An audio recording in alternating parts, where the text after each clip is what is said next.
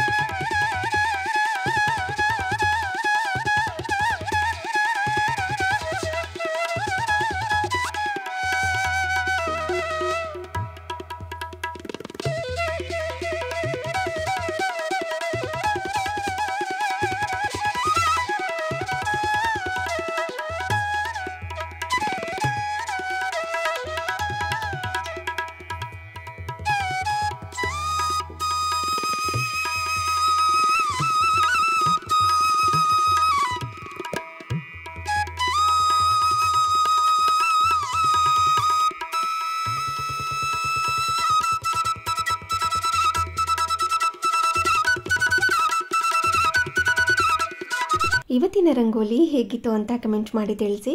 ಹಾಗೆಯೇ ಬೆಳಿಗ್ಗೆನೇ ಮನೆ ಕೆಲಸ ಎಲ್ಲ ಆರಾಮಾಗಿ ಮುಗ್ದೋಗಿತ್ತು. ಇನ್ನು ರಂಗೋಲಿ ಎಲ್ಲ ಹಾಕಿದ್ದಾಯಿತು, ಪೂಜೆ ಮಾಡ್ಕೊಳ್ಳೋಣ ಅಂತ ಅಂದ್ಕೊಂಡ್ರೆ ಆಲ್ರೆಡಿ 7:15 ಆಗಿಬಿಟ್ಟಿತ್ತು. ಇನ್ನು ಬ್ರೇಕ್ಫಾಸ್ಟ್ ಲೇಟ್ ಆಗಿಬಿಡುತ್ತೆ ಅಂತ ಮೊದಲು ಬ್ರೇಕ್ಫಾಸ್ಟ್ ಮಾಡಿಟ್ಟು ಅದಾದ ನಂತರ ಪೂಜೆನ ಮುಗಿಸ್ಕೊಳ್ಳೋಣ ಅಂತ ಇಲ್ಲಿ ಪ್ರಿಪೇರ್ ಮಾಡ್ಕೊಳ್ಳೋದಕ್ಕೆ ಬಂದಿದ್ದೀನಿ. ನೆನ್ನೆ ನೈಟು 10 ಗಂಟೆಗೆ ರುಬ್ಬಿಟ್ಟಿದ್ದು ಇದು ಇಡ್ಲಿ ಹಿಟ್ಟು. ಬೆಳಿಗ್ಗೆ ಅಷ್ಟರಲ್ಲಿ ಆಲ್ರೆಡಿ ಚೆನ್ನಾಗಿ ಫರ್ಮೆಂಟೇಷನ್ ಆಗಿ ಕೆಳಗಡೆ ಎಲ್ಲ ಚೆಲ್ಲೋಗ್ಬಿಟ್ಟಿತ್ತು. ಅದಕ್ಕೋಸ್ಕರ ಇನ್ನೂ ಜಾಸ್ತಿ ಫರ್ಮೆಂಟ್ ಆಗಬಾರ್ದು ಅಂತ ಮಧ್ಯದಲ್ಲಿ ಒಂದು ಸೌಟನ್ನ ಇಟ್ಟು ಈ ಥರ ಅರ್ಧಂಬರ್ಧ ಕ್ಲೋಸ್ ಮಾಡಿಟ್ಟಿದ್ದೆ. ಅಂದರೆ ಬೆಳಿಗ್ಗೆ ಕ್ಲೀನ್ ಮಾಡ್ಕೊಂಡಿದ್ದೆ, ಹಾಗಾಗಿ ಅದನ್ನು ಹಾಗೇ ಇಟ್ಟಿದ್ದೀನಿ.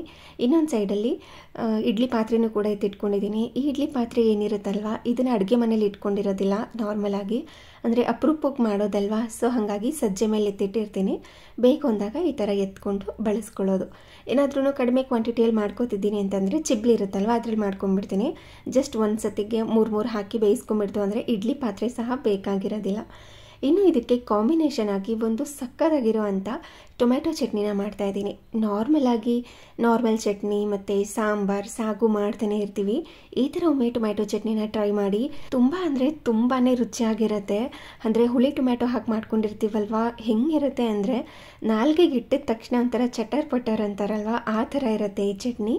ಅದಕ್ಕೋಸ್ಕರ ಅಂತ ಇಲ್ಲಿ ಟೊಮ್ಯಾಟೊನ ಚೆನ್ನಾಗಿ ವಾಶ್ ಮಾಡಿಕೊಂಡು ಕಟ್ ಮಾಡಿಕೊಂಡು ರೆಡಿ ಮಾಡ್ಕೊಳ್ತಾ ಇದ್ದೀನಿ. ಹಾಗೆ ಇದನ್ನು ಮಾಡ್ಕೊಳ್ಳೋದಕ್ಕೆ ಕಡಿಮೆ ಪದಾರ್ಥಗಳು ಬೇಕು, ತುಂಬ ಜಾಸ್ತಿ ಪದಾರ್ಥಗಳು ಅಂತ ಏನಿಲ್ಲ. ಜಸ್ಟ್ ಬೆರಳೆಣಿಕೆಯಷ್ಟು ಪದಾರ್ಥಗಳಿದ್ರೆ ಸಾಕಾಗುತ್ತೆ. ತುಂಬ ರುಚಿಯಾಗಿರುತ್ತೆ. ಅಂದರೆ ಚಟ್ನಿಗೆ ಮತ್ತು ಈ ಥರ ಇಡ್ಲಿಗೆ, ದೋಸೆಗೂ ಕೂಡ ಪರ್ಫೆಕ್ಟ್ ಆಗಿರುತ್ತೆ. ಒಮ್ಮೆ ಟ್ರೈ ಮಾಡಿ ನೋಡಿ. ಮೇಲ್ಗಡೆ ಟೊಮ್ಯಾಟೊ ತುಂಬ ಚೆನ್ನಾಗಿರುತ್ತೆ, ಆದರೆ ಒಳಗಡೆ ಯಾವ ಥರ ಹೋಗಿರುತ್ತೆ ಅಂತ ಇದನ್ನೆಲ್ಲ ನೋಡಿಬಿಟ್ರೆ ಕೆಲವೊಬ್ಬರು ಮಸಾಲೆ ರುಬ್ಕೊಳ್ಳೋದಕ್ಕೆ ಬೇಯಿಸ್ಕೊಳ್ಳುವಾಗ ಪೂರ್ತಿ ಕಟ್ ಮಾಡ್ದೇನೆ ಟೊಮೆಟೊನ ಹಾಕಿ ಬೇಯಿಸ್ಕೊಂಡು ಅದಾದ ನಂತರ ಮಸಾಲೆ ರುಬ್ಕೋತಾರಲ್ವ, ಅದನ್ನೆಲ್ಲ ನೋಡಿದಾಗ ಭಯ ಆಗುತ್ತೆ. ಒಳಗಡೆ ಈ ಥರ ಹೋಗಿರುತ್ತಲ್ವ, ಒಂದ್ಸರಿ ಚೆಕ್ ಮಾಡಿ ಹಾಕ್ಕೋಬೇಕು ಅಂತ. ಸೊ ಹಾಗಾಗಿ ಮೊದಲಿಗೆ ಎಲ್ಲನೂ ಕೂಡ ಈ ಥರ ಕಟ್ ಮಾಡಿಕೊಂಡು ಒಂದ್ಸರಿ ಚೆಕ್ ಮಾಡಿಕೊಂಡು ಅದಾದ ನಂತರ ಈ ಥರ ಕಟ್ ಮಾಡ್ಕೊಳ್ಳೋದು. ನಿಮಗೆ ಕ್ವಾಂಟಿಟಿ ಎಷ್ಟು ಬೇಕು ಅಂತ ನೋಡಿಕೊಂಡು ಅದಕ್ಕೆ ತಕ್ಕಂತೆ ಟೊಮ್ಯಾಟೊನ ತೊಗೋಬೇಕಾಗತ್ತೆ. ಹಾಗೆ ಇದನ್ನು ಕಟ್ ಮಾಡ್ಕೊಳ್ಬೇಕು. ಇದನ್ನು ಫ್ರೈ ಮಾಡಿಕೊಂಡು ಅದಾದ ನಂತರ ರುಬ್ಕೊಳ್ಳೋದ್ರಿಂದ ರ್ಯಾಂಡಮ್ ಆಗಿ ರಫ್ ಆಗಿ ಕಟ್ ಮಾಡಿಕೊಂಡ್ರೂ ಕೂಡ ನಡೆಯುತ್ತೆ. ಹಾಗಾಗಿ ಉದ್ದುದ್ದಕ್ಕೇ ಕಟ್ ಮಾಡ್ಕೊಳ್ತಾ ಇದ್ದೀನಿ. ಇನ್ನು ಇದಕ್ಕೆ ಸ್ವಲ್ಪ ಶುಂಠಿ, ಬೆಳ್ಳುಳ್ಳಿ, ಹಸಿಮೆಣಸಿನ್ಕಾಯಿ, ಸ್ವಲ್ಪ ಪುದೀನ ಸೊಪ್ಪು, ಕೊತ್ತಂಬರಿ ಸೊಪ್ಪು ಬೇಕಾಗುತ್ತೆ. ಅದನ್ನೆಲ್ಲ ಪ್ರಾಪರಾಗಿ ರೆಡಿ ಮಾಡಿ ಇಟ್ಕೋತೀನಿ. ಹಾಗೆ ಸ್ವಲ್ಪ ಹುಣಸೆ ಹಣ್ಣು ಸಹ ಬೇಕಾಗುತ್ತೆ, 1-2 ಬ್ಯಾಡಗಿ ಮೆಣಸಿನ್ಕಾಯಿ ಬೇಕಾಗುತ್ತೆ. ಇಷ್ಟನ್ನು ಕೂಡ ರೆಡಿ ಮಾಡಿಕೊಂಡು ಈ ಟೊಮ್ಯಾಟೊ ಚಟ್ನಿನ ಹೇಗೆ ಮಾಡ್ಕೊಳ್ಳೋದು ಅಂತ ತೋರಿಸ್ತೀನಿ.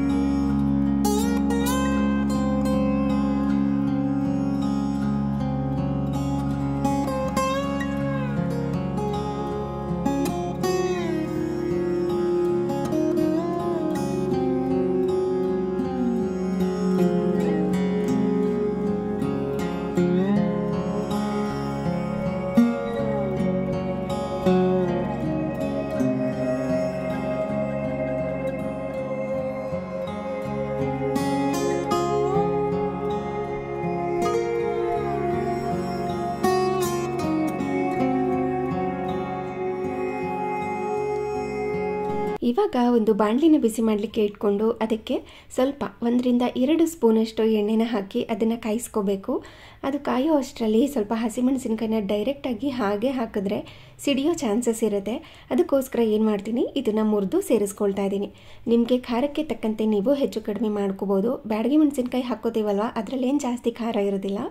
ಈ ಥರ ಹಸಿಮೆಣಸಿನ್ಕಾಯಿನ ನಿಮ್ಮ ಖಾರಕ್ಕೆ ತಕ್ಕಂತೆ ಹೆಚ್ಚು ಕಡಿಮೆ ಮಾಡ್ಕೊಳ್ಳಿ. ಇದನ್ನು ಮುರಿದು ಸೇರಿಸಿ ಹಾಗೆ ಸಿಪ್ಪೆ ತೆಗೆದಿಟ್ಕೊಂಡಿರುವಂಥ ಬೆಳ್ಳುಳ್ಳಿ, ಶುಂಠಿನ ಹಾಕಿ ಚೆನ್ನಾಗಿ ಮಿಕ್ಸ್ ಮಾಡ್ಕೋಬೇಕು.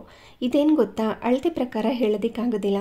ಯಾಕೆಂದರೆ ಕೆಲವ್ರಿಗೆ ಶುಂಠಿ ಜಾಸ್ತಿ ಇದ್ದರೆ ಇಷ್ಟ ಆಗುತ್ತೆ, ಕೆಲವ್ರಿಗೆ ಬೆಳ್ಳುಳ್ಳಿ ಜಾಸ್ತಿ ಇದ್ದರೆ ಇಷ್ಟ ಆಗುತ್ತೆ, ಕೆಲವ್ರಿಗೆ ಬೆಳ್ಳುಳ್ಳಿನೇ ಇಷ್ಟ ಆಗೋದಿಲ್ಲ. ಸೊ ಹಾಗಾಗಿ ನಿಮಗೆ ಯಾವ್ದು ಜಾಸ್ತಿ ಇಷ್ಟ ಇರುತ್ತೆ ಅದನ್ನು ಜಾಸ್ತಿ ಹಾಕ್ಕೋಬೋದು, ಇಷ್ಟ ಇಲ್ಲದೆ ಇರೋದನ್ನು ಕಡಿಮೆ ಹಾಕ್ಕೋಬೋದು. ಆದರೆ ಬೆಳ್ಳುಳ್ಳಿನ ಹಾಕ್ಕೊಳ್ಳಿ, ಒಳ್ಳೆ ರುಚಿ ಬರುತ್ತೆ. ಅದನ್ನು ಸ್ವಲ್ಪ ಹೊತ್ತು ಫ್ರೈ ಮಾಡಿಕೊಂಡು 2 ಬ್ಯಾಡಗಿ ಮೆಣಸಿನ್ಕಾಯಿನ ಮುರಿದು ಸೇರಿಸಿ, ಅರ್ಧ ಸ್ಪೂನಷ್ಟು ಜೀರಿಗೆನ ಸೇರಿಸಿ ಮತ್ತೆ ಇದನ್ನು ಫ್ರೈ ಮಾಡ್ಕೊಂಡಿದ್ದೀನಿ. ಅದಾದ ನಂತರ ಏನು ಕಟ್ ಮಾಡಿ ಇಟ್ಕೊಂಡಿದ್ವಿ ರಫ್ ಆಗಿ ಟೊಮ್ಯಾಟೊ, ಅದನ್ನು ಇದರೊಳಗಡೆ ಸೇರಿಸ್ಕೊಂಡು ಮತ್ತೆ ಇದನ್ನು ಚೆನ್ನಾಗಿ ಮಿಕ್ಸ್ ಮಾಡಿಕೊಂಡು ಫ್ರೈ ಮಾಡ್ಕೊಳ್ತಾನೆ ಇರಬೇಕು. ಟೊಮ್ಯಾಟೊ ಎಲ್ಲ ಸಾಫ್ಟ್ ಆಗಬೇಕು, ಅಂದರೆ ತೀರಾ ಮ್ಯಾಶ್ ಆಗೋ ಥರ ಅಂತಲ್ಲ, ಜಸ್ಟ್ ಟೊಮ್ಯಾಟೊ ಸಾಫ್ಟ್ ಆದರೆ ಸಾಕಾಗುತ್ತೆ. ಈ ಥರ ಇದನ್ನು ಫ್ರೈ ಮಾಡಿಕೊಂಡು ಇದಕ್ಕೆ ಪುದೀನ ಸೊಪ್ಪನ್ನು ಸೇರಿಸ್ಕೊಂಡಿದ್ದೀನಿ. ಅಂದರೆ ಒಂದು 2-3 ಎಲೆಯಷ್ಟು ಸಾಕಾಗುತ್ತೆ, ಅದು ಜಾಸ್ತಿ ಸೇರಿಸ್ಕೊಳ್ಳೋ ಅಗತ್ಯ ಇರೋದಿಲ್ಲ. ಇಲ್ಲ ಅಂದರೆ ಕಂಪ್ಲೀಟಾಗಿ ಸ್ಕಿಪ್ ಮಾಡ್ಕೋಬೋದು. ನಂತರ ಹುಣಸೆ ಹಣ್ಣು ಏನಿತ್ತು ಅದನ್ನು ಕೂಡ ಈ ಥರ ಸಣ್ಣ ಸಣ್ಣದಾಗಿ ಕಟ್ ಮಾಡಿಕೊಂಡು, ಅಂದರೆ ಪೀಸ್ ಥರ ಮಾಡ್ಕೊಂಡು ಸೇರಿಸಿ ಮತ್ತು ಇದನ್ನು ಚೆನ್ನಾಗಿ ಮಿಕ್ಸ್ ಮಾಡಿಕೊಂಡು ಫ್ರೈ ಮಾಡ್ಕೋಬೇಕು. ಮಧ್ಯದಲ್ಲಿ ಸ್ವಲ್ಪ ಕಲ್ಲುಪ್ಪನ್ನ ಸೇರಿಸ್ಕೊಂಡು ಫ್ರೈ ಮಾಡ್ಕೋತೀನಿ. ಆವಾಗ ಇನ್ನು ಟೊಮ್ಯಾಟೊ ಬೇಗ ಸಾಫ್ಟ್ ಆಗುತ್ತೆ. ಹಾಗೆ ಕಲ್ಲುಪ್ಪನ್ನ ಹಾಕ್ಕೊಳ್ಳೋದ್ರಿಂದ ಚಟ್ನಿ ರುಚಿ ಕೂಡ ಜಾಸ್ತಿ ಆಗುತ್ತೆ. ಸೊ ಹಾಗಾಗಿ ಈ ಹಂತದಲ್ಲೇನೆ ಹಾಕಿ ಚೆನ್ನಾಗಿ ಮಿಕ್ಸ್ ಮಾಡಿಕೊಂಡು ಫ್ರೈ ಮಾಡ್ಕೋಬೇಕು. ಇದನ್ನು ಕಂಪ್ಲೀಟಾಗಿ ಕೂಲ್ ಆಗೋದಕ್ಕೆ ಬಿಡಬೇಕು. ಕೊನೆಯಲ್ಲಿ ಕೊತ್ತಂಬರಿ ಸೊಪ್ಪನ್ನು ಹಾಕ್ಕೋಬೋದು, ಹಾಗೆಯೇ ಈ ಹಂತದಲ್ಲೂ ಕೂಡ ಕೊತ್ತಂಬರಿ ಸೊಪ್ಪನ್ನು ಹಾಕ್ಕೋಬೋದು. ನಾನು ಸ್ವಲ್ಪ ಕೊತ್ತಂಬರಿ ಸೊಪ್ಪನ್ನು ಈ ಹಂತದಲ್ಲಿ ಸೇರಿಸ್ಕೊಳ್ತೀನಿ. ರುಬ್ಕೊಳ್ಳುವಾಗ ಇನ್ನೊಂದು ಸ್ವಲ್ಪ ಸೇರಿಸ್ಕೊತೀನಿ. ಆವಾಗ ಈ ಕೊತ್ತಂಬರಿ ಸೊಪ್ಪುದು ಫ್ರೇಗ್ರೆನ್ಸ್ ಇರುತ್ತಲ್ವ, ಅದು ಹಾಗೇ ಇರುತ್ತೆ. ಟೇಸ್ಟ್ ತುಂಬ ಚೆನ್ನಾಗಿ ಬರೋದಕ್ಕೆ ಹೆಲ್ಪ್ ಮಾಡುತ್ತೆ. ಸೊ ಹಾಗಾಗಿ ಸ್ವಲ್ಪ ಮಾತ್ರ ಈ ಹಂತದಲ್ಲಿ ಸೇರಿಸ್ಕೊಂಡು ಮತ್ತೆ ಇದನ್ನು ಚೆನ್ನಾಗಿ ಮಿಕ್ಸ್ ಮಾಡಿಕೊಂಡು ಫ್ರೈ ಮಾಡ್ಕೋಬೇಕು. ನಂತರ ಇದನ್ನು ಕಂಪ್ಲೀಟಾಗಿ ಕೂಲ್ ಆಗೋದಕ್ಕೆ ಬಿಡಬೇಕು. ಇದು ಕೂಲ್ ಆಗುವಷ್ಟರಲ್ಲಿ ಇಡ್ಲಿ ಪ್ಲೇಟ್ಗೆಲ್ಲ ಎಣ್ಣೆನ ಹಚ್ಚಿ ಹಾಗೆ ಇಡ್ಲಿ ಹಿಟ್ಟನ್ನು ಹಾಕಿ ಬೇಯಿಸ್ಕೊಳ್ಳೋದಕ್ಕೂ ಕೂಡ ಇಟ್ಕೋತೀನಿ. ಅಷ್ಟರಲ್ಲಿ ನಾವು ಏನು ಚಟ್ನಿಗೆ ಪ್ರಿಪೇರ್ ಮಾಡಿ ಇಟ್ಕೊಂಡಿದ್ವಿ ಅಲ್ವಾ, ಅದು ಕೂಡ ಕಂಪ್ಲೀಟಾಗಿ ಕೂಲ್ ಆಗಿರುತ್ತೆ. ಈ ಥರ ಪೂಜೆ ದಿನಗಳಲ್ಲಿ ಆರಾಮಾಗಿ ಇಡ್ಲಿನ ಮಾಡ್ಕೋಬೋದು. ಏಕೆಂದರೆ ಜಾಸ್ತಿ ಟೈಮ್ ಕೂಡ ತೊಗೊಳ್ಳೋದಿಲ್ಲ, ಪ್ರಿಪ್ರೇಷನ್ಗೆ ಜಾಸ್ತಿ ಟೈಮ್ ಅಂತ ಇರೋದಿಲ್ಲ. ನೀವು ನಾರ್ಮಲ್ ಚಟ್ನಿ ಮಾಡ್ಕೋತೀರಾ ಅಂತಂದರೆ ಇನ್ನೂ ಬೇಗ ಆಗಿಬಿಡುತ್ತೆ. ಇವತ್ತು ಟೊಮ್ಯಾಟೊ ಚಟ್ನಿ ಮಾಡ್ತಾ ಇದೆ ಅಲ್ವಾ, ಸೊ ಹಾಗಾಗಿ ಸ್ವಲ್ಪ ಲೇಟ್ ಆಯಿತು ಅಷ್ಟೇ. ಇಡ್ಲಿ ಅಂತೂ ಯಾವಾಗ್ಲೂ ಒಂಥರ ಹೇಗೆ ಅಂದರೆ ಇನ್ಸ್ಟೆಂಟ್ ಬ್ರೇಕ್ಫಾಸ್ಟ್ ಥರ ಇದು. ಅಂದರೆ ಇಡ್ಲಿ ಹಿಟ್ಟಿತ್ತು ಅಂತಂದರೆ ಆರಾಮಾಗಿ ಒಂದು 10 ನಿಮಿಷದಲ್ಲಿ ಬ್ರೇಕ್ಫಾಸ್ಟ್ ರೆಡಿಯಾಗಿ ಹೋಗ್ಬಿಡುತ್ತೆ. ಇವಾಗ ಇಡ್ಲಿ ಪ್ಲೇಟ್ಗೆಲ್ಲ ಎಣ್ಣೆನ ಹಚ್ಚಿ ಇದನ್ನು ನೀಟಾಗಿ ಗ್ರೀಸ್ ಮಾಡ್ಕೋತೀನಿ. ಅಷ್ಟರಲ್ಲಿ ಇನ್ನೊಂದು ಸೈಡಲ್ಲಿ ಇಡ್ಲಿ ಪಾತ್ರೆಗೆ ನೀರನ್ನು ಹಾಕಿ ಕುದಿಸ್ಕೊಳ್ತಾ ಇರ್ತೀನಿ. ಅದು ಕುದಿಯೋ ಅಷ್ಟರಲ್ಲಿ ಈ ಪ್ಲೇಟ್ಗೆಲ್ಲ ಹಿಟ್ಟನ್ನು ಹಾಕ್ಕೊಳ್ಳೋದು. ಕೆಲವರು ಇಡ್ಲಿ ಮಾಡಿದಾಗ ಫುಲ್ ಗಟ್ಟಿ ಬಂದುಬಿಡುತ್ತೆ ಪೂಜಾ ಅಂತ ಹೇಳ್ತಿರ್ತೀರ ಅಲ್ವಾ. ಯಾಕೆ ಅಂತಂದರೆ ಇಡ್ಲಿ ಪಾತ್ರೆಯಲ್ಲಿ ನೀರು ಕುದೀಲಿಕ್ಕೆ ಮುಂಚೆನೇ ನಾವು ಇಡ್ಲಿ ಪ್ಲೇಟ್ನೆಲ್ಲ ಪ್ಲೇಸ್ ಮಾಡಿಬಿಟ್ಟಿದ್ರೆ ಆ ಥರ ಗಟ್ಟಿ ಆಗೋ ಚಾನ್ಸಸ್ ಇರುತ್ತೆ. ಸೊ ಹಾಗಾಗಿ ಮೊದಲು ಇಡ್ಲಿ ಪಾತ್ರೆಯಲ್ಲಿ ನೀರನ್ನು ಹಾಕಿ ಕುದಿಲಿಕ್ಕೆ ಬಿಡಬೇಕು. ಅದರಲ್ಲಿ ಹೊಗೆ ಬರೋ ಥರ ಕುದೀತಾ ಇರುತ್ತಲ್ವ, ಆ ಹಂತದಲ್ಲಿ ನಾವೇನು ಇಡ್ಲಿ ಹಿಟ್ಟನ್ನು ಹಾಕಿ ಪ್ಲೇಟ್ ರೆಡಿ ಮಾಡಿ ಇಟ್ಕೊಂಡಿರ್ತೀವಿ, ಅದಾದ ನಂತರ ಆ ಪ್ಲೇಟ್ನ ಅಲ್ಲಿ ಪ್ಲೇಸ್ ಮಾಡಿ ನಂತರ ಲಿಡ್ಡನ್ನು ಕ್ಲೋಸ್ ಮಾಡಿ ಬೇಯಿಸ್ಕೊಂಡ್ರೆ ಬೇಗ ಕೂಡ ಬೇಯುತ್ತೆ. ಹಾಗೆ ಒಂಥರ ಏನದು ಕಲ್ ಥರ ಆಗೋದಿಲ್ಲ, ಸೂಪರ್ ಸಾಫ್ಟಾಗಿ ಬಂದಿರುತ್ತೆ ಇಡ್ಲಿ. ಇದೊಂದು ಟಿಪ್ಸ್ನ ಫಾಲೋ ಮಾಡಿ. ಎಲ್ಲರಿಗೂ ಗೊತ್ತಿರುತ್ತೆ, ಕೆಲವೊಬ್ಬರಿಗೆ ಸಣ್ಣ ಪುಟ್ಟ ಈ ಥರ ಟಿಪ್ಸ್ಗಳು ಗೊತ್ತಾಗ್ದೇ ಆ ಥರ ಇಡ್ಲಿ ಗಟ್ಟಿ ಆಗ್ತಾಯಿತ್ತು ಅಂತಂದರೆ ಈ ಟಿಪ್ಸ್ನ ಫಾಲೋ ಮಾಡಿ ನೋಡಿ, ಇಡ್ಲಿ ಸೂಪರ್ ಸಾಫ್ಟಾಗಿ ಬರುತ್ತೆ. ಹಾಗೆ ಇಡ್ಲಿ ಹಿಟ್ಟನ್ನು ನೀವು ನೋಡ್ತಾ ಇರ್ಬೋದು, ಇದೇ ಥರ ಫ್ಲಫಿಯಾಗಿ ಗಟ್ಟಿಯಾಗೇ ಇರಬೇಕು. ನಾರ್ಮಲ್ ಆಗಿ ಇಡ್ಲಿ ಹಿಟ್ಟು ಗಟ್ಟಿಯಾಗೇ ಇರಬೇಕು. ನಾವು ಯಾವಾಗ ತೆಳು ಮಾಡ್ಕೊಂಡ್ಬಿಡ್ತೀವಿ ಇಡ್ಲಿ ಹಿಟ್ಟನ್ನು, ಆವಾಗ ಇಡ್ಲಿ ಉಬ್ಬುತ್ತೆ, ಆದರೆ ಫುಲ್ ಒಂಥರ ಪುಸ್ ಥರ ಅಂತಾರಲ್ವ, ಅಂದರೆ ಫುಲ್ ಸಾಫ್ಟ್ ಆಗಿಬಿಡುತ್ತೆ, ಅದು ಅಷ್ಟೊಂದು ಚೆನ್ನಾಗಿರೋದಿಲ್ಲ. ಹಾಗಾಗಿ ಇಡ್ಲಿ ಹಿಟ್ಟನ್ನು ಗಟ್ಟಿಯಾಗೇ ರೆಡಿ ಮಾಡ್ಕೋಬೇಕು. ಹಾಗೆ ದೋಸೆ ಹಿಟ್ಟನ್ನು ಸ್ವಲ್ಪ ತೆಳುವಾದ್ರೂ ಪರವಾಗಿಲ್ಲ, ಆ ಥರ ರೆಡಿ ಮಾಡಿಕೊಂಡು ದೋಸೆನ ಮಾಡ್ಕೋಬೋದು. ಆದರೆ ಇಡ್ಲಿ ಹಿಟ್ಟು ಮಾತ್ರ ಗಟ್ಟಿಯಾಗೇ ಇರಬೇಕು. ಅಷ್ಟರಲ್ಲಿ ಇಡ್ಲಿ ಪಾತ್ರೆಯಲ್ಲಿ ನೀರನ್ನ ಕುದಿಲಿಕ್ಕೆ ಇಟ್ಕೊಂಡಿದ್ದೆ ಅಲ್ವಾ, ಅದು ಕೂಡ ಕುದೀತಾ ಇತ್ತು. ಇಡ್ಲಿ ಪ್ಲೇಟ್ನೆಲ್ಲ ಪ್ಲೇಸ್ ಮಾಡಿ ಒಂದು ಲಿಡ್ಡನ್ನು ಕ್ಲೋಸ್ ಮಾಡಿ ಬೇಯಿಸ್ಕೊಳ್ಳೋದು. ಸಾಮಾನ್ಯವಾಗಿ ಪಾತ್ರೆಗೆ ನೀರನ್ನು ಹಾಕಿದಾಗ ಅದ್ರ ಜೊತೆ ಹುಣಸೆ ಹಣ್ಣನ್ನು ಕೂಡ ಹಾಕಿರ್ತೀನಿ. ಪಾತ್ರೆ ಕಪ್ಪಾಗಬಾರ್ದು, ನೀರೆಲ್ಲ ಕುದ್ದಾಗ ಕೆಳಗಡೆ ಪಾತ್ರೆ ಒಂಥರ ಆಗಿರುತ್ತಲ್ವ, ಆ ಥರ ಆಗಬಾರ್ದು ಅಂತ ಈ ಸತಿ ನಿಂಬೆಹಣ್ಣನ್ನು ಹಾಕ್ಕೊಂಡಿದ್ದೀನಿ. ಯಾವುದಾದ್ರೂ ಪರವಾಗಿಲ್ಲ, ಹುಣಸೆ ಹಣ್ಣು ಅಥವಾ ನಿಂಬೆಹಣ್ಣು ಯಾವುದಾದ್ರೂ ಒಂದನ್ನಾದರೂ ಹಾಕಿ ಬೇಯಿಸ್ಕೋಬೋದು. ಹಾಗೆ ಅದು ಬೇಯೋ ಅಷ್ಟರಲ್ಲಿ ಇನ್ನೊಂದು ಸೈಡಲ್ಲಿ ಚಟ್ನಿಗೂ ಕೂಡ ನಾವು ಆಲ್ರೆಡಿ ಫ್ರೈ ಮಾಡಿ ಇಟ್ಕೊಂಡಿರೋ ಅಂಥದ್ದನ್ನು ಕಂಪ್ಲೀಟಾಗಿ ಕೂಲಾದ ನಂತರ ಮಿಕ್ಸಿ ಜಾರ್ಗೆ ಹಾಕಿ ಅದಕ್ಕೆ ಕೊನೆಯಲ್ಲಿ ಕೊತ್ತಂಬರಿ ಸೊಪ್ಪನ್ನು ಹಾಕಿ ರುಬ್ಕೋತಾ ಇದ್ದೀನಿ. ಹಾಗೆ ಇನ್ನೊಂದು ಸೈಡಲ್ಲಿ ಅದಕ್ಕೆ ಸಿಂಪಲ್ ಆಗಿರುವಂಥ ಒಗ್ಗರಣೆ ಸಹ ರೆಡಿ ಮಾಡ್ಕೊಳ್ತಾ ಇದ್ದೀನಿ. 1 ಸ್ಪೂನಷ್ಟು ಎಣ್ಣೆಗೆ ಸಾಸಿವೆನ ಹಾಕಿ ಅದಕ್ಕೆ ಕಡಲೆಬೇಳೆ, ಉದ್ದಿನಬೇಳೆ, ಸ್ವಲ್ಪ ಹಿಂಗು, ಒಣಗಿರುವಂಥ ಮೆಣಸಿನಕಾಯಿನ ಹಾಕಿ ಒಗ್ಗರಣೆನ ರೆಡಿ ಮಾಡಿಕೊಂಡ್ರೆ ಟೊಮ್ಯಾಟೊ ಚಟ್ನಿಗೆ ಹಾಕುವಂಥ ಸಿಂಪಲ್ ಆಗಿರುವಂಥ ಒಗ್ಗರಣೆ ರೆಡಿಯಾಗಿರುತ್ತೆ. ಅದನ್ನೆಲ್ಲ ಮಾಡ್ಕೊಳ್ಳೋ ಅಷ್ಟರಲ್ಲಿ ನಾವು ಇಡ್ಲಿನ ಬೇಯೋದಕ್ಕೆ ಇಟ್ಕೊಂಡಿದ್ವಿ ಅಲ್ಲ, ಅದು ಸಹ ಬೆಂದಿತ್ತು. ಇವಾಗ ಪ್ಲೇಟ್ನೆಲ್ಲ ಎತ್ತಿಡ್ತಾ ಇದ್ದೀನಿ. ಹಾಗೆಯೇ ನಾವು ಫ್ಲೇಮ್ನ ಆಫ್ ಮಾಡಿದ ತಕ್ಷಣ ಪ್ಲೇಟ್ನೂ ಸಹ ಎತ್ತಿಟ್ಬಿಟ್ಟಿರಬೇಕು, ಪಾತ್ರೆನಲ್ಲೇ ಇರಬಾರ್ದು. ಯಾಕೆ ಅಂತಂದರೆ ಫ್ಲೇಮ್ ಆಫ್ ಮಾಡಿದ ತಕ್ಷಣ ಹಬೆ ಎಲ್ಲ ಹೋಗಿ ಸೇರ್ಕೊಂಡಿರುತ್ತಲ್ವ, ಆವಾಗ ನೀರೆಲ್ಲ ತೊಟ್ಟಿಕ್ಕೋ ಚಾನ್ಸಸ್ ಇರುತ್ತೆ. ಕೆಳಗಡೆ ಪ್ಲೇಟ್ಗೆಲ್ಲ ನೀರು ಒಂದೊಂದೇ ತೊಟ್ಟಿಕ್ಕಿ ಒಂಥರ ಗೊತ್ತಿರುತ್ತಲ್ವ, ಆ ಥರ ಆಗಿಬಿಟ್ಟಿರುತ್ತೆ. ಹಾಗೆಯೇ ಬಿಸಿ ಇರೋವಾಗ್ಲೇ ಇಡ್ಲಿನ ಓಪನ್ ಮಾಡಿದ್ರೆ ಆ ಥರ ಬ್ರೇಕ್ ಥರ ಆಗ್ತಿರುತ್ತೆ. ಸೊ ಹಾಗಾಗಿ ಅದನ್ನು ಸ್ವಲ್ಪ ಕೂಲ್ ಆಗೋದಕ್ಕೆ ಬಿಟ್ಟು ಅದಾದ ನಂತರ ಇಡ್ಲಿನ ಓಪನ್ ಮಾಡಿದ್ರೆ ಪರ್ಫೆಕ್ಟಾಗಿ ಬರುತ್ತೆ. ಇನ್ನು ಚಟ್ನಿನೂ ಕೂಡ ಒಂದು ಮಿಕ್ಸಿಂಗ್ ಬೌಲ್ಗೆ ಸೇರಿಸ್ಕೊಂಡು ಅದಕ್ಕೆ ರೆಡಿ ಮಾಡಿ ಇಟ್ಕೊಂಡಿರೋಂಥ ಒಗ್ಗರಣೆನ ಹಾಕಿ ಚೆನ್ನಾಗಿ ಮಿಕ್ಸ್ ಮಾಡಿಕೊಂಡ್ರೆ ಟೇಸ್ಟಿ ಆಗಿರುವಂಥ ಟೊಮ್ಯಾಟೊ ಚಟ್ನಿ ರೆಡಿಯಾಗಿರುತ್ತೆ. ನೋಡ್ತಿದ್ದೀರಾ ಅಲ್ವಾ, ನೋಡ್ತಾ ಇದ್ರೇ ಬಾಯಲ್ಲಿ ನೀರು ಬರ್ತಾಯಿತ್ತು ನನಗೆ, ಅಷ್ಟು ಚೆನ್ನಾಗಿತ್ತು. ಅಂದರೆ ಆ ಥರ ಹುಳಿ ಹುಳಿಯಾಗಿ ತುಂಬ ಟೇಸ್ಟಿಯಾಗಿರುತ್ತೆ ಅಂತ. ಇದನ್ನೆಲ್ಲ ರೆಡಿ ಮಾಡ್ಕೊಳ್ಳೋ ಅಷ್ಟರಲ್ಲಿ ಇಡ್ಲಿ ಪ್ಲೇಟ್ ಸಹ ಸ್ವಲ್ಪ ಕೂಲಾಗಿತ್ತು. ಇವಾಗ ಸ್ಪೂನ್ನ ಸಹಾಯದಿಂದ ಈ ಥರ ಓಪನ್ ಮಾಡ್ತಾ ಇದ್ದೀನಿ. ನೋಡ್ತಿರ್ಬೋದು, ಸ್ಟಾರ್ಟಿಂಗ್ 2 ಇಡ್ಲಿ ಓಪನ್ ಮಾಡಿದೆ ಅಲ್ವಾ, ಅದು ಯಾವ ಥರ ಸೈಡಲ್ಲೆಲ್ಲ ಒಂಥರ ಮುರಿದೋಗೋ ಥರ ಆಗಿತ್ತಲ್ವ, ಆ ಥರ ಬರಬಾರ್ದು ಅಂದರೆ ಸ್ವಲ್ಪ ಹೊತ್ತು ಕೂಲಾಗೋದಕ್ಕೆ ಬಿಟ್ಟು ಅದಾದ ನಂತರ ಇಡ್ಲಿನ ಓಪನ್ ಮಾಡಿದ್ರೆ ಈ ಥರ ಸೂಪು ಸಾಫ್ಟಾಗಿ ಬಂದಿರುತ್ತೆ. ಹಾಗೆ ನೋಡೋದಕ್ಕೂ ಕೂಡ ಚೆನ್ನಾಗಿರುತ್ತೆ, ಸೈಡಲ್ಲೆಲ್ಲ ಮುರಿದೋಗಿರೋ ಥರ ಆ ಥರ ಏನೂ ಆಗೋದಿಲ್ಲ. ನೋಡ್ತಿದ್ದೀರಲ್ವಾ ಎಷ್ಟು ಈಸಿಯಾಗಿ ಬರ್ತಾ ಇದೆ ಅಂತ.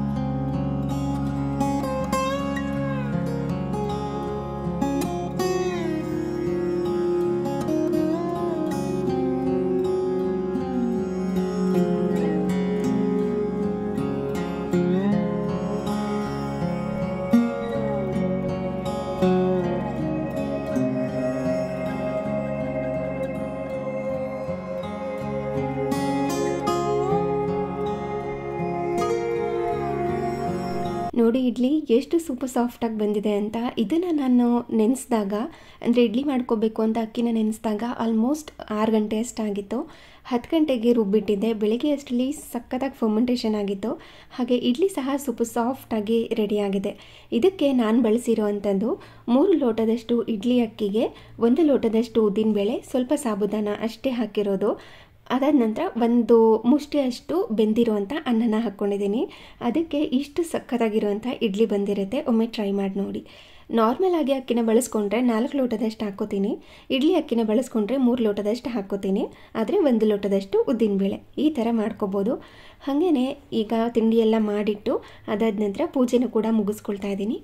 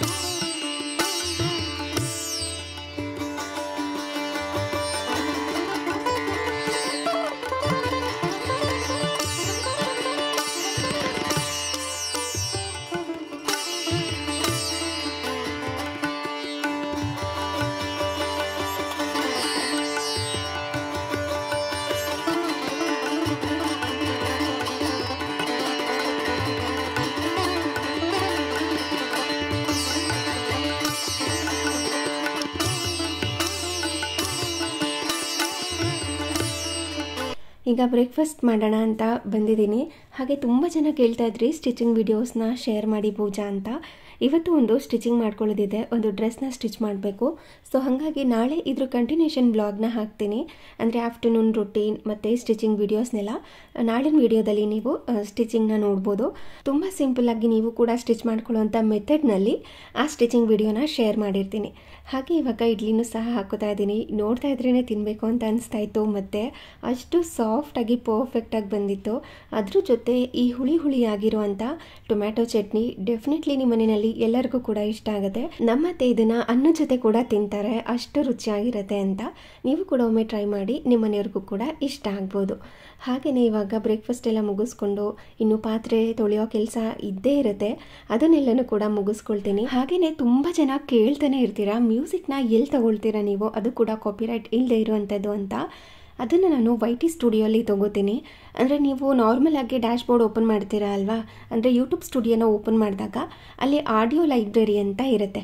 ಅಲ್ಲಿ ನಿಮಗೆ ಬೇಕಾದಷ್ಟು ಮ್ಯೂಸಿಕ್ಗಳು ಸಿಗುತ್ತೆ.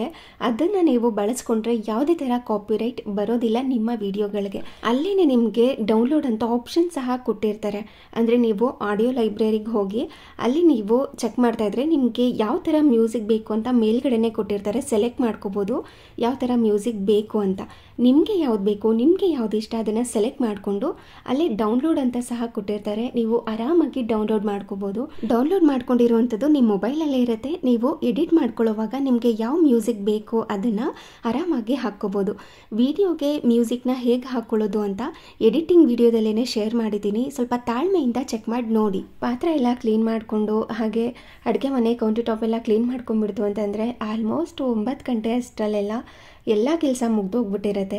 ಇನ್ನು ಸ್ಟಿಚಿಂಗ್ ಕೂಡ ಸ್ಟಾರ್ಟ್ ಮಾಡ್ಕೊಬೇಕಾಗಿತ್ತಲ್ವ, ಸೊ ಹಾಗಾಗಿ ಬೇಗ ಕೆಲಸ ಎಲ್ಲ ಮುಗಿಸ್ಕೊಂಡೆ. ಸ್ವಲ್ಪ ಕೂದಲನ್ನೆಲ್ಲ ಡ್ರೈ ಮಾಡಿಕೊಂಡು ಸ್ಟಿಚಿಂಗ್ ಕೂಡ ಸ್ಟಾರ್ಟ್ ಮಾಡ್ಕೊಂಡಿದ್ದೀನಿ. ಹಾಗೆ ಇದಾಗಿತ್ತು ಇವತ್ತಿನ ವಿಡಿಯೋ. ಈ ವಿಡಿಯೋ ನಿಮಗೇನಾದ್ರೂ ಇಷ್ಟ ಆಗಿದ್ದರೆ, ಸ್ವಲ್ಪನಾದರೂ ಯೂಸ್ಫುಲ್ ಅನಿಸಿದ್ರೆ ಪ್ಲೀಸ್ ಒಂದು ಲೈಕ್ ಮಾಡಿ ಹಾಗೆ ಶೇರ್ ಮಾಡಿ. Thank you.